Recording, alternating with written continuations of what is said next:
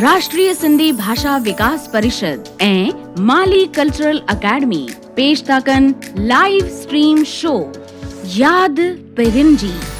दादा सतराम रोहिड़ा सुहिणो सिंधी जंहिं पंहिंजे सुरीले गीत संगीत सां असांजी मिठड़ी सिंधी ॿोलीअ खे संवारे छॾियो।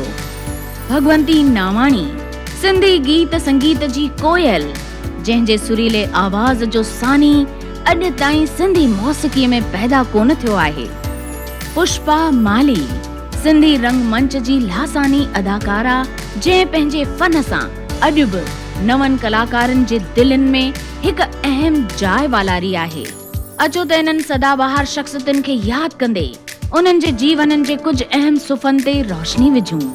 असांजे लाइव स्ट्रीम शो याद पहिरियुनि जी 11, 18 ऐं 25 सेप्टेम्बर 2020 शाम जो 7 बजे खां सिर्फ़ ऐं सिर्फ़ माली कल्चरल अकेडमी यूट्यूब चैनल ऐं सिंधु सखा संगम फेसबुक पेज ते याद पहिरियुनि जी।